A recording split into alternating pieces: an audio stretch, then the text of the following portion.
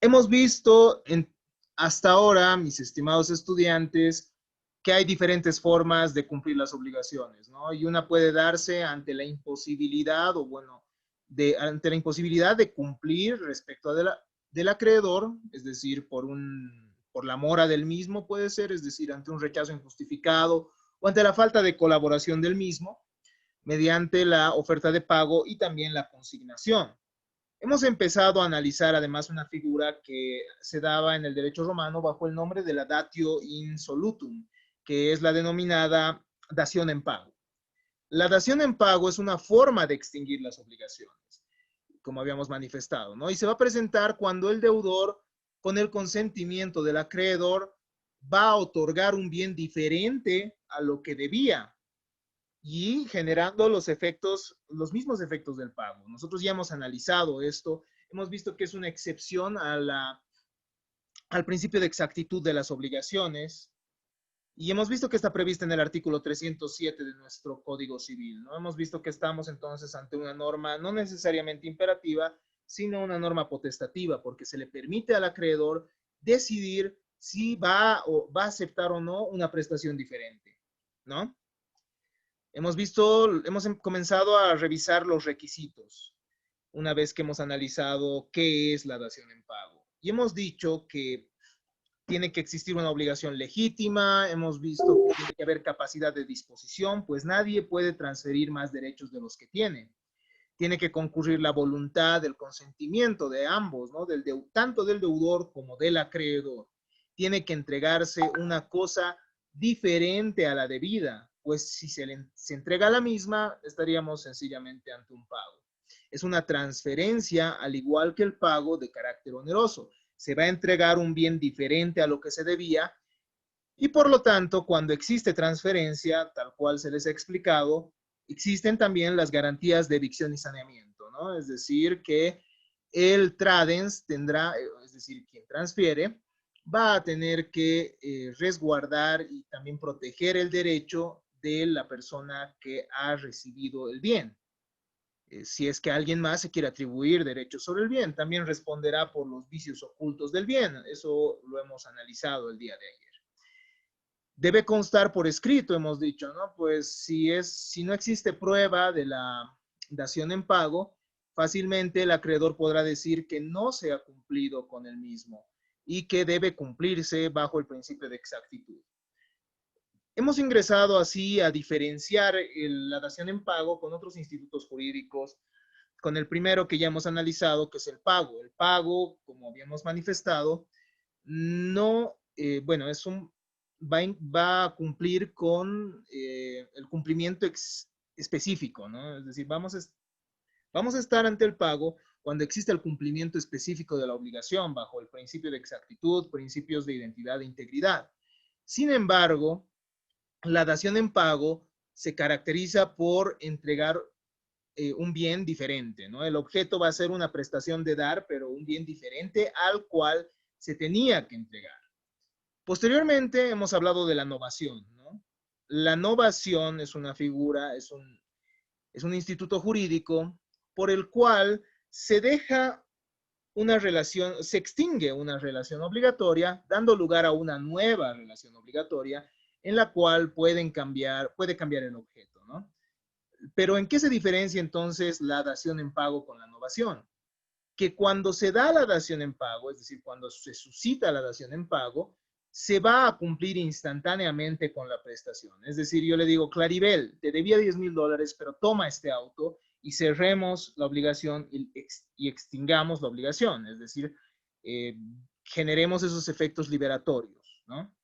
Entonces, en ese mismo instante se generan los efectos liberatorios. Pero cuando hablamos de la novación, estamos ante una obligación precaria, es decir, una obligación anterior, que se extingue y se genera una nueva que queda todavía en suspenso, ¿no? Se extingue la obligación anterior y se genera una nueva obligación que todavía queda en suspenso respecto a su cumplimiento, ¿no? Se va a cumplir posteriormente. ¿Se entiende eso, no? Yo le diré a Claribel, te debía $10,000, pero de aquí a 2 meses me van a dar un automóvil. Mejor generemos una obligación por la cual yo te entrego dentro de 3 meses este automóvil. Entonces ahí estaremos ante una novación, si se dan cuenta. Ya no estaremos ante una dación en pago, porque la dación en pago implica que, que la obligación se extinga, pero instantáneamente, ¿no? Una vez que se ha cambiado el objeto de la misma. ¿Se entiende esa diferencia, no? Si es que no fuera así, les pido que puedan manifestármelo para poder realizar las aclaraciones pertinentes. ¿Cuál es la naturaleza jurídica de esta, no? Cuando nosotros hablamos de la naturaleza jurídica de cualquier instituto jurídico, de cualquier figura jurídica, nosotros lo que hacemos es analizar cuáles son los rasgos específicos del mismo. Y bueno, hay muchas teorías y de las más diversas que tratan de explicar cuál es la naturaleza jurídica de la datio insolutum, es decir, de la dación en pago. Para Potier, un conocido comentarista, de hecho el más conocido comentarista y el más prestigioso comentarista del Código Civil francés de 1804, la dación en pago sería una variante del pago, es decir, una forma diferente de pagar por el que el acreedor acepta recibir un objeto distinto al debido. Pero si nosotros analizamos, el pago es el pago, ¿no? Es decir, el pago cumple con ciertos principios que hemos analizado y el principio de exactitud que es importante, por lo cual la dación en pago no puede ser un pago, en realidad son cosas diferentes, ¿no? Para Aubry y Rao, implica una novación del objeto, porque el acreedor ha consentido reemplazar su crédito antiguo por uno nuevo, con objeto diferente. Lamentablemente no es una novación, ya hemos visto que es diferente de la novación. Obviamente sí tiene que ver con la novación, vamos a ver esto al final, pero no es una novación propiamente dicha, es una novación más compleja, vamos a ver esto en un momento más. Para Enexerus y Lehmann, es un contrato oneroso de enajenación, es decir, es un contrato por el cual se transferiría un bien, ¿no ve? Como vamos a entregar un objeto diferente al que se debía, en realidad estamos ante un contrato de enajenación, es decir, por el cual transferimos ciertos derechos sobre el bien. Para Ludovico Barassi y Espín Casanovas, es un contrato extintivo, un contrato mediante el cual se extingue la obligación anterior. Beltrán de Heredia nos va a decir que es un sustituto del pago, como un contrato atípico. El contrato atípico se va a referir a aquel contrato que no está establecido por la ley. Cuando ustedes vean la materia de contratos, ustedes van a ver que existen contratos típicos y atípicos. Los contratos típicos son aquellos regulados por la normativa jurídica. Así ustedes van a encontrar en el Código Civil el contrato de sociedad, el contrato de mandato, el contrato de comodato, el contrato de mutuo, el contrato de compraventa, el contrato de arrendamiento, el contrato de donación, etcétera, etcétera. Es decir, son varios los contratos que están regulados por nuestro código. Pero ustedes saben también que uno de los principios que rige nuestro Código Civil es el principio de autonomía de la voluntad.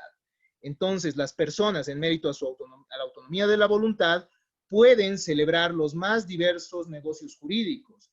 Siendo esto así, existen contratos que pueden celebrarse entre las personas y que no estén establecidos por la ley.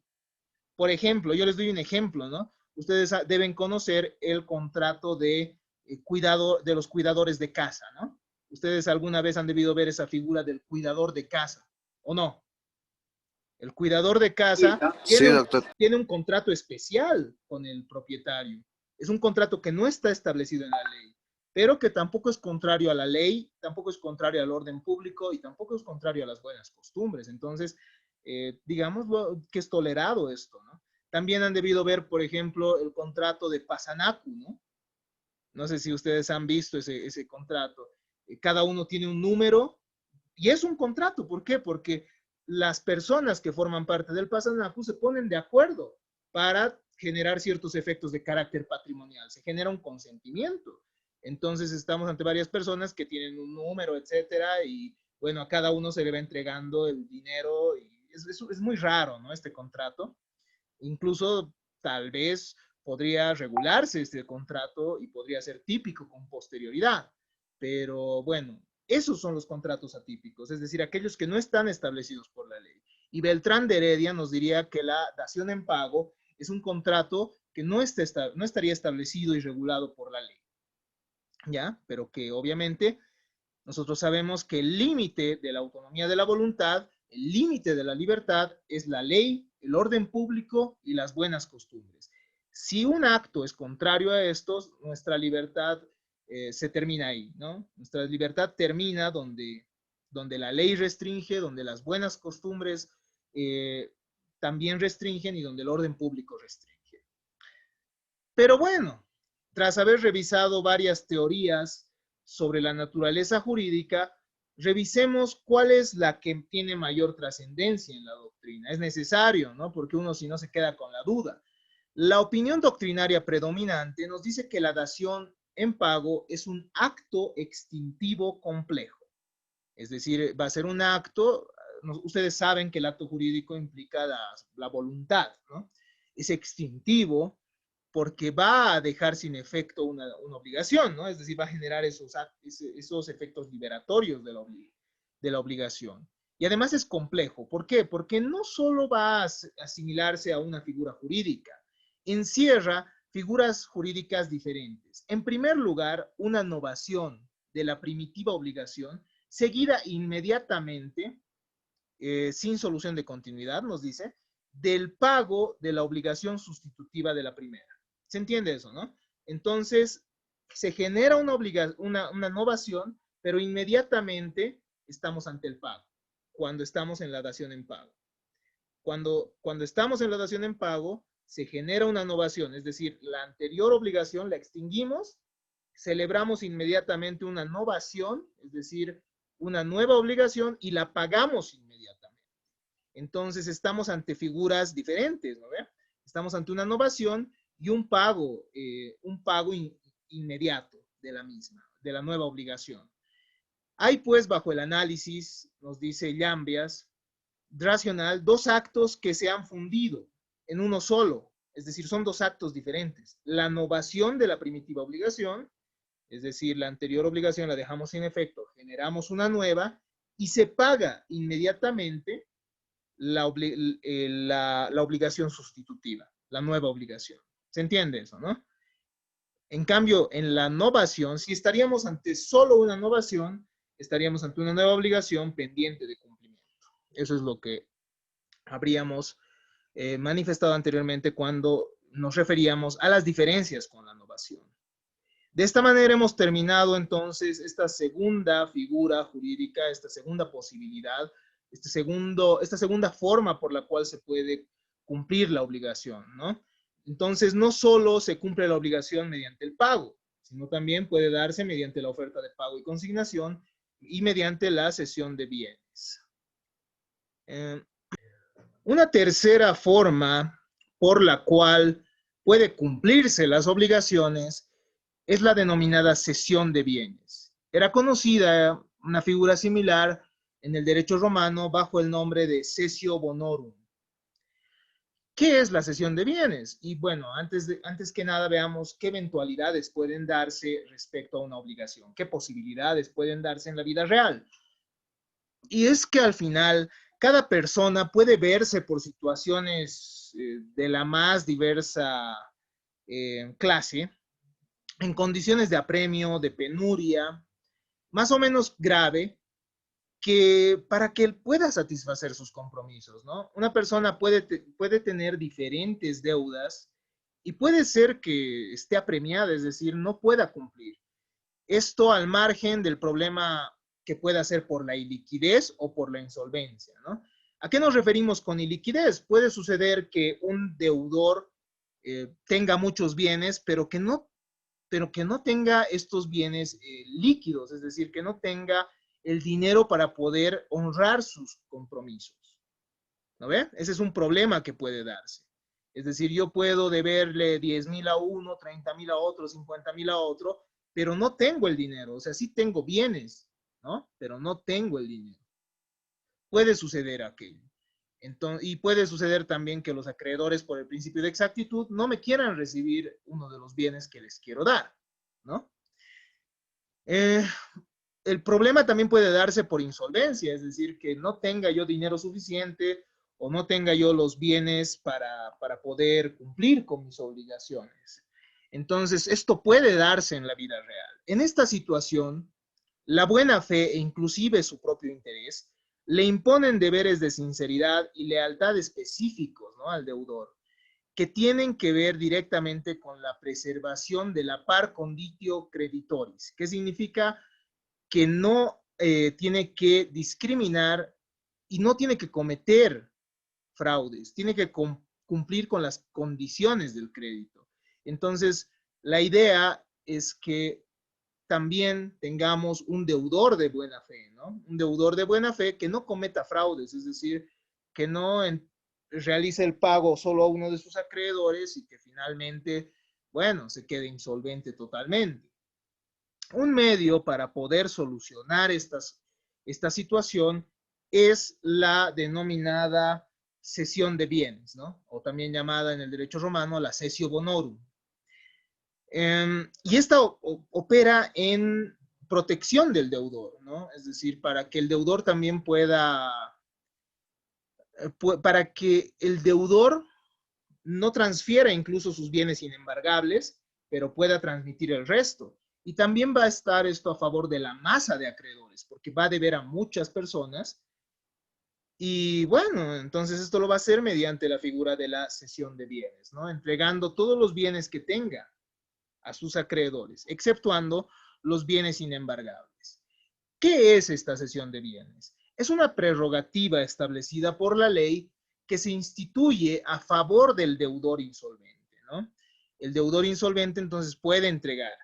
Y bueno, este deudor insolvente va a evitar la ejecución forzada, es decir, va a evitar que uno solo de los deudores le remate un determinado bien, entregando todos sus bienes a sus acreedores sin renunciar a la propiedad de estos bienes, con cargo de que los mismos procedan a la venta judicial, es decir, procedan a realizarlos y se hagan con el precio del pago obtenido, ¿no? Es decir, que satisfagan esos dineros que se les debe con lo que obtengan de la venta judicial o de la liquidación que se vaya a realizar de estos bienes. Es imprescindible, nos dice, que los acreedores que reciben esta cesión de bienes sean quirografarios. Eso es lo que nos dice la doctrina, ¿no? Ya que la concurrencia de algún hipotecario, prendario con algún privilegio impide que el bien sea dispuesto. Ustedes saben que la hipoteca, la prenda, la anticresis generan el ius preferendi, ¿no ve? Derecho de preferencia. Es decir, el acreedor hipotecario, el acreedor anticresista y el acreedor prendario tienen preferencia para el remate del bien, ¿no ve? Es decir, si se remata el bien que se tiene en anticresis, si se remata el bien que se tenía en hipoteca, si se remata el bien que se tenía en prenda, obviamente los dineros que se generen de esta liquidación, digo, de esta venta judicial, van a ir para aquella persona que tenía el derecho real de garantía, de prenda, de anticresis de prenda de anticresis o de hipoteca, ¿no? Entonces, entonces nos dice que es necesario que todos sean quirografarios, pero nosotros vamos a ver que hay una figura que es el concurso de acreedores, ¿ya? Y en el concurso de acreedores sí se llama a los acreedores que sean hipotecarios, sí se llama a los acreedores que sean prendarios, sí se va a llamar a los acreedores que tengan fianza, es decir, que tengan cierta garantía personal, sí se va a llamar también a los acreedores anticresistas, ¿no? Entonces, siendo esto así, esto de que sean quirografarios para la cesión de bienes, al menos no opera para una cesión de bienes en vía judicial, ¿no? Eso es importante. Cuando se da en vía judicial, se puede llamar también a los hipotecarios, a los prendarios y a los que tengan algún privilegio, porque se va a llamar a todos para una junta de acreedores. Eso ya lo vamos a ver en un momento más, ¿ya? Vamos a ver que hay dos formas de cesión de bienes. Una que es voluntaria y otra que puede ser otra que puede ser judicial, ¿no? Eso vamos a verlo en un instante más. Entonces, nuestro artículo 1437 del Código Civil nos dice que cuando el deudor no comerciante se halla imposibilitado de pagar sus deudas, bueno, pues puede hacer uso del, bueno, puede hacer la cesión de sus bienes en favor de sus acreedores. Revisemos entonces qué tipos de cesión de bienes tenemos. Nosotros en el artículo 1438 podemos evidenciar que hay dos clases de cesión de bienes. La cesión de bienes puede ser voluntaria. Esta se va a hacer mediante un acuerdo entre el acreedor, entre el deudor, perdón, y todos sus acreedores, ¿no? Yo le debo a Cristian, yo le debo a Jacqueline, le debo a Claribel, le debo a Jocelyn, entonces yo los llamo a todos ellos para que podamos acordar que yo les voy a entregar todos mis bienes, ¿no? Exceptuando, claro está, los bienes inembargables. La cesión de bienes voluntaria es aquella por la cual el deudor voluntariamente encarga a sus acreedores o a alguno de ellos, ojo, puede ser que yo los reúna y decida que Cristian va a ser el que va a liquidar y va a repartir los bienes entre todos los créditos que no se han podido pagar. Esta se hace mediante un contrato que no exige formalidades. Sin embargo, siempre va a ser recomendable hacerlo mediante una escritura pública, ¿no? ¿Qué es lo que sucede entonces en esta cesión de bienes voluntaria? Yo les voy a entregar todos mis bienes para que ellos puedan liquidarlos, para que ellos puedan venderlos, para que ellos puedan administrarlos. Yo no les estoy entregando la propiedad, ojo, yo no les estoy entregando la propiedad, les estoy entregando los bienes para que para que estas personas los administren, ¿no? Para que ellos los rematen y con el dinero que se generen de esos bienes se repartan entre ellos de acuerdo también a como estamos en un contrato, entonces tiene que haber un acuerdo, ¿no? De cómo se va a ir pagando estas deudas. Esto es muy simple, pero también tenemos la vía judicial, es decir, esto puede hacerse mediante un juez. Hay dos tipos también mediante el denominado concurso de acreedores, ¿no? Mediante estos procesos concursales. Se efectiviza cuando el deudor interpone una demanda de concurso voluntario. También procede cuando uno de los acreedores interpone un concurso necesario. Cuando existen tres procesos que me están siguiendo a mí para cobrar bienes, para cobrar deudas, perdón, para cobrar deudas, entonces, en ese caso, uno de los acreedores puede activar también este proceso concursal, se llama. Es decir, hacer que todos los acreedores concurran y posteriormente que el juez llame a una junta de acreedores en la cual los acreedores van a establecer cómo se va a ir pagando a cada uno de ellos las deudas que ellos tenían. Vamos a ver en un momento más el procedimiento establecido por nuestro Código Procesal Civil. ¿Cuáles son los efectos de la cesión de bienes? Revisemos estos.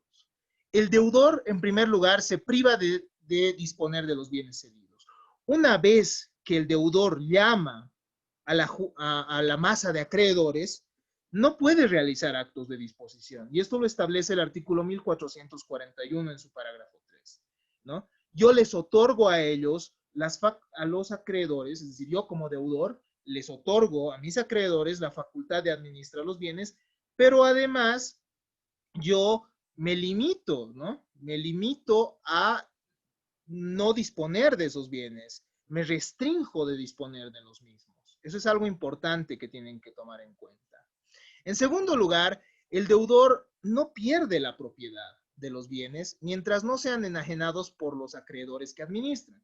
Entonces los acreedores van a designar a alguien, como les había dicho, o pueden ser todos los que enajenen, los que transfieran, los que vendan los bienes, pero mientras tanto el acreedor es propietario.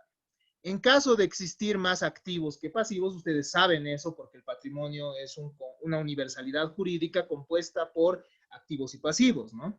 En caso de que existan más activos que pasivos, es decir, ¿qué puede suceder? El restante del producto le corresponde al deudor, ¿no? Es decir, si los acreedores han conseguido más dinero del que se les debía, entonces deben restituir esos dineros restantes o sobrantes a su deudor, ¿no? Los acreedores tienen que restituirlo. La cesión de bienes tiene que hacerse por escrito, nos dice, ¿no? Esto es recomendable. Tiene que establecerse en este documento escrito, debería establecerse, la nómina de los bienes en primer lugar. ¿Qué bienes se está entregando a los acreedores? Y además, la voluntad del deudor de cederlos, ¿no? Tiene que establecerse de manera clara que el deudor tiene esa voluntad de cederlos y que además renuncia a, bueno, a esos poderes, bueno, a esos derechos de administración que tenía de los bienes, es decir, a estas facultades de disponer de los bienes.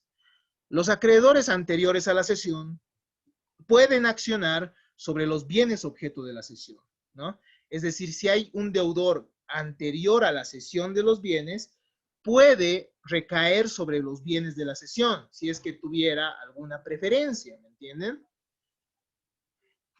Y puede entonces accionar, o sea, puede acudir, puede exigir el bien contra quienes el vínculo de indisponibilidad del deudor es inoponible. ¿A qué se refiere esto? El deudor no tiene las facultades de disposición, ¿no? A eso se refiere ese vínculo de indisponibilidad del deudor. Entonces, a ver, vamos con un ejemplo para aclarar esto. Tenemos una masa de acreedores.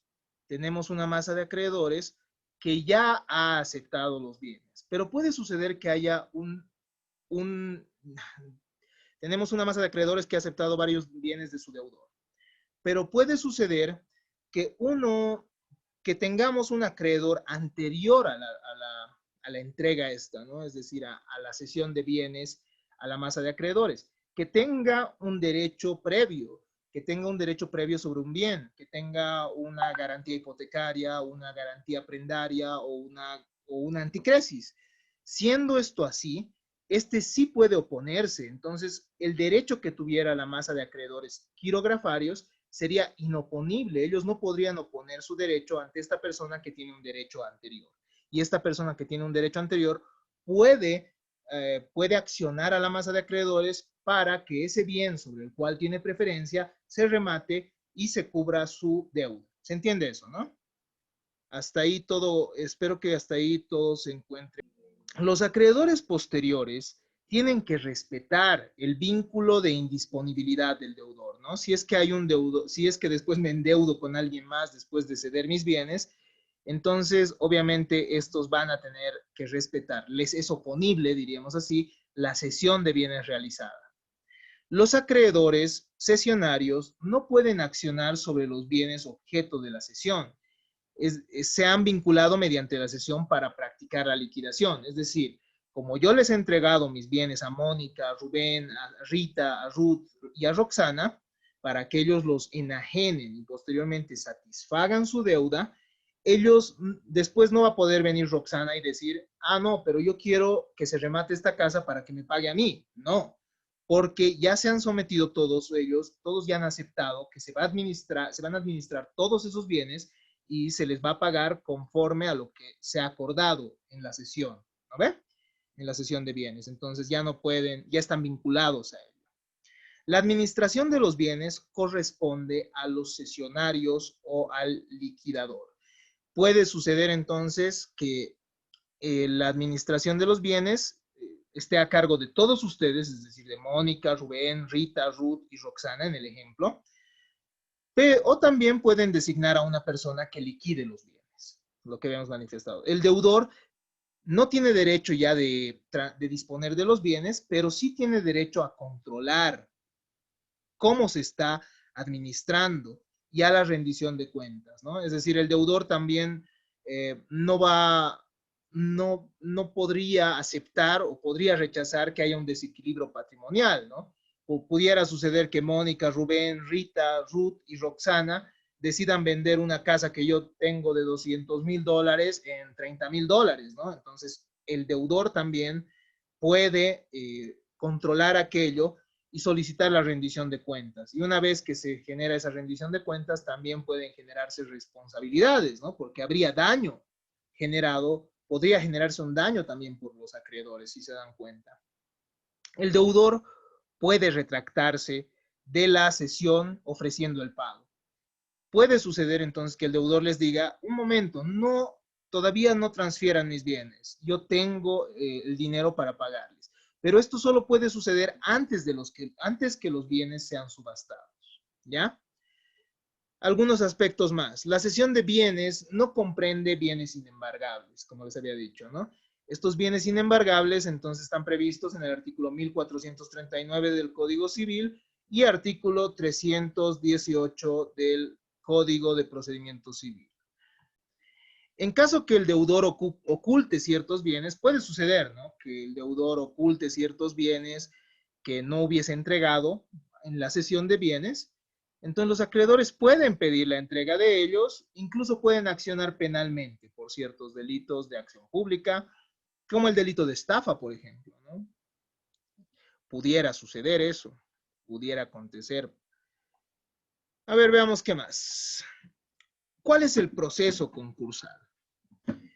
El proceso concursal puede suceder de diferentes formas, ¿no? Hay dos tipos de concurso. El concurso necesario y el concurso voluntario, ¿ya? Cuando nosotros acá hemos visto, ¿no? La cesión de bienes puede ser voluntaria o puede ser judicial. Cuando hablamos de la cesión de bienes judicial, la misma puede ser voluntaria cuando el deudor ofrece ante el juez entregar a sus acreedores todos sus bienes, o puede ser necesaria. Nosotros estamos ante un concurso necesario cuando existen tres o más procesos ejecutivos contra el deudor. Es decir, tres o más procesos en los cuales se le esté cobrando prestaciones, se le esté cobrando una obligación. ¿Se entiende, no? Cuando hay tres juicios en los cuales se le esté pidiendo al deudor que cumpla su deuda, entonces se va a abrir este concurso necesario y cualquiera de los acreedores puede iniciar y puede solicitar este concurso de acreedores, ¿no? El concurso necesario puede ser planteado por cualquier acreedor, lo que les había manifestado, cuando tres o más acreedores hayan iniciado procesos ejecutivos. El proceso ejecutivo es un proceso por el cual se cobran deudas de dinero. Vamos a ver cuándo procede.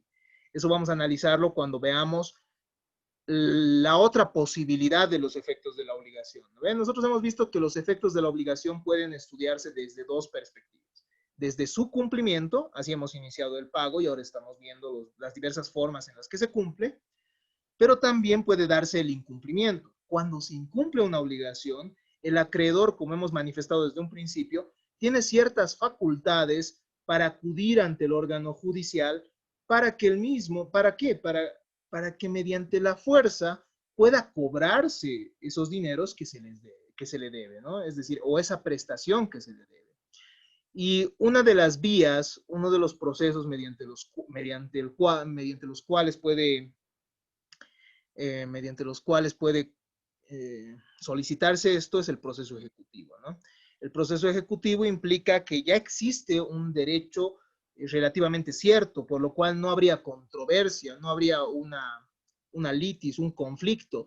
Estamos ante un derecho casi seguro que tiene alguien, por lo cual el juez sencillamente va a proceder a ejecutarlo, ¿no? Por eso se llama ejecutivo, es decir, a ejecutar y a realizar el cobro. Eso ya lo vamos a analizar con más detalle. Cuando existen tres de esos procesos ejecutivos, entonces uno de los acreedores puede decirle al juez, señor juez, vamos a activar un proceso concursal, entonces que se llamen a todos los acreedores de este señor, que es mi deudor, para que el mismo ceda todos sus bienes. ¿Se entiende, no?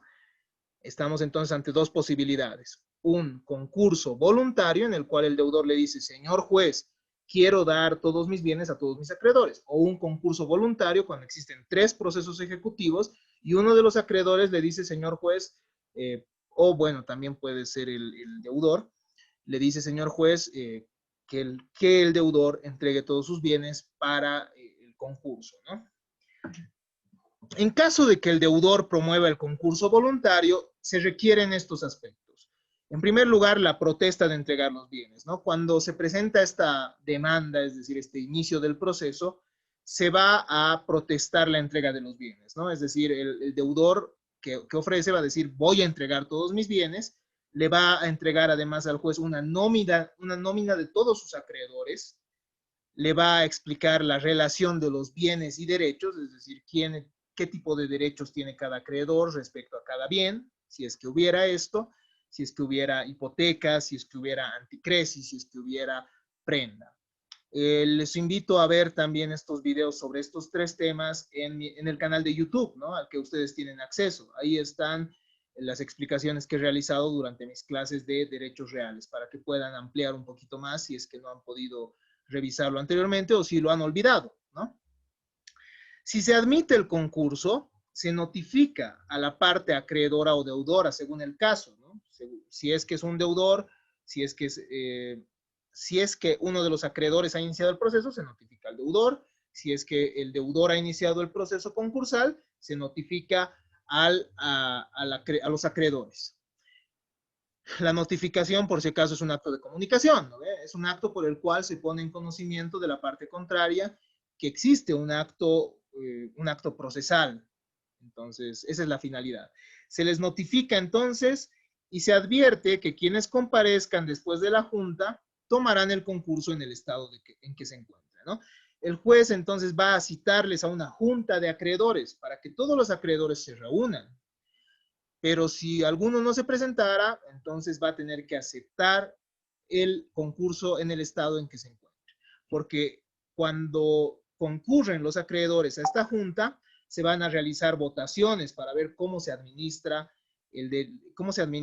los bienes del deudor. Se acumulan todos los procesos. Esto en el caso del concurso necesario también, ¿no? Todos los procesos ejecutivos, coactivos, incluso los que sean preliminares o cautelares, toditos se van a juntar, ¿no? Todos los que tuvieran relación con el concurso, todos se van a juntar y van a ir donde un solo juez. A ver, les aclaro para ver, ¿no? Les he manifestado que el proceso ejecutivo implica que existe ya un título que nos da certeza de que alguien tiene un determinado derecho. Entonces el juez lo que hace es ejecutar, ¿no ve? En el proceso coactivo, que van a ver el proceso de ejecución coactiva de montos de dinero, los procesos coactivos implican, además de que existe una deuda líquida, exigible y de plazo vencido, implican que tienen una garantía hipotecaria. Cuando hay garantía hipotecaria, cuando estamos ante una deuda líquida, exigible y de plazo vencido, y además el deudor ha renunciado a los trámites del proceso ejecutivo, estamos ante el proceso coactivo. El proceso coactivo es un proceso más cortito que el proceso ejecutivo.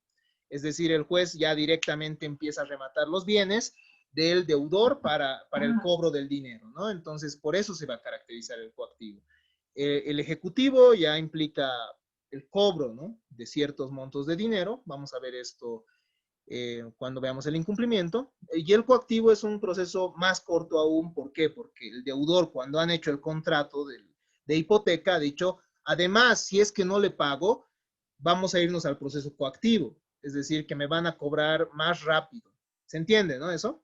Ese es el proceso coactivo. Entonces se acumulan todos los procesos que existan. También los procesos cautelares, ¿no?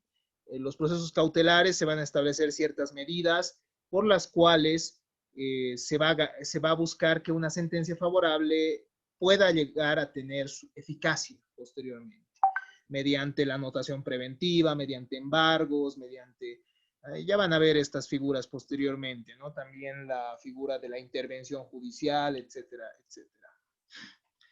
¿Qué pasa después? Se ordenan las medidas cautelares necesarias sobre los bienes. Es decir, sobre estos bienes el juez va a disponer anotaciones preventivas, embargos o lo que corresponda, ¿no? Para que los bienes no puedan ser dispuestos también, ¿no? Y para que no sean dispuestos es necesario un embargo. O para que también otras personas no adquieran el bien, puede ser una anotación preventiva, diciendo hay conflictos respecto a este bien. Eso ya van a ver en su momento. Posteriormente se designa una persona que va a realizar un inventario y va a establecer qué derechos existe de los acreedores, ¿no? Y va a constituirse además en depositario de todos los bienes que el deudor hubiese entregado. Esta persona se llama síndico, ¿ya? El síndico va a ser el que se va a encargar de esto, un síndico provisional. Se va a intimar al deudor para que entregue todos los documentos de los créditos y también de los bienes en un plazo de 10 días, como máximo. El dinero de los remates se va a transferir a nombre del juez del concurso, es decir, el juez que tenga conocimiento de este proceso concursal. Se va a convocar a todos los acreedores, señalando día y hora dentro de los 30 días después de la publicación del último edicto, es decir, esto se va a hacer por prensa. Se admite el concurso, si se admite el concurso, todas las deudas se hacen exigibles. Eso es importante. Incluso las que no tuvieran plazo vencido, incluso las que estén sujetas a condición, van a entrar dentro del concurso. Es decir, ya van a poder ser exigibles, por más que la condición no se hubiese cumplido, por más que el plazo no se hubiese vencido. Entonces ya se pueden cobrar en el concurso. El deudor en el concurso necesario o los acreedores en el concurso voluntario van a responder a la demanda según el caso, ¿no ven? Ya hemos visto que puede iniciarse por el acreedor o por el deudor según el caso. Por el acreedor puede ser en el concurso necesario y por el deudor en el concurso voluntario. Entonces el deudor o los acreedores, según el caso a los que se les ha notificado, pueden contestar dentro de un plazo de 15 días. Y pueden oponerse también, ¿no? La oposición puede generar la revocatoria del concurso, devolviendo los procesos acumulados. Puede suceder que el deudor diga, no, señor juez, yo tengo suficiente dinero, tengo suficientes bienes, como para que se satisfagan todas las deudas que tengo con mis acreedores. Entonces, en este caso, el juez puede revocar el concurso. Pero si no se da el caso, se convoca a la junta de acreedores en la que el síndico va a revisar todos los documentos y todos los derechos que tiene cada uno, ¿no? Ahí van a estar los deudores hipotecarios, los deudores anticresistas, los acreedores anticresistas, los acreedores hipotecarios, los acreedores prendarios, los acreedores que tengan una garantía personal, van a estar también los acreedores quirografarios, van a estar todos en la junta, ¿no? Y el síndico va a revisar los documentos. Los acreedores privilegiados, esto es importante y no se olviden, tal vez algún día a ustedes vayan como representantes de la masa de acreedores, ¿no? Y puede suceder que sus clientes sean acreedores hipotecarios, prendarios o que tengan algún privilegio. Estos tienen que abstenerse de votar en la junta de acreedores. Si es que votaran, pierden su privilegio, pierden esa situación de preferencia, ¿ya? El síndico sí tiene que tomar en cuenta esas preferencias que existen, ¿no? El síndico al final va a presentar un informe sobre los grados y preferencias de los créditos para que se aprueben y para que posteriormente se puedan realizar observaciones. Eso ya lo van a ver con más detenimiento en procesal civil. Es decir, se les da un tiempo para que puedan observar a los acreedores y al deudor. Finalmente, entonces, ya que se establece un orden de a quién se paga primero, cómo se va a pagar los bienes, etcétera, el síndico dispone de los bienes por parte de los acreedores, ¿no? Va a disponer de los bienes y también va a proceder a realizarse los pagos a los mismos. Si el producto cubre la totalidad de los créditos, es decir, si una vez vendidos los bienes se cubre todos los dineros que se debieran, entonces se va a emitir una carta de solvencia. Entonces, ¿qué sucede? El deudor queda liberado. Pero puede suceder también que 2/3 de los acreedores condonen la diferencia. Si 2/3 de los acreedores deciden condonar la diferencia, esto significa perdonar la deuda, lo que faltara, también se va a emitir una carta de solvencia y esta carta de solvencia significa que el deudor está liberado de la prestación. En caso que no se otorgue la carta de solvencia, ¿qué es lo que pasa? Los bienes futuros del deudor entran en el concurso. Es decir, si el deudor en un futuro va a adquirir algo, eso va a entrar dentro del concurso. ¿Se entiende? ¿Se entiende todo eso? Entonces, de esta manera hemos terminado esta tercera figura que es la cesión de bienes. Hasta ahora hemos visto cómo, cómo se puede cumplir con la obligación de diferentes formas, ¿no? Oferta de pago y consignación, dación en pago y la cesión de bienes. En la siguiente clase vamos a ver el pago con subrogación, que es otra figura también muy importante. De esta manera hemos terminado nuestra clase de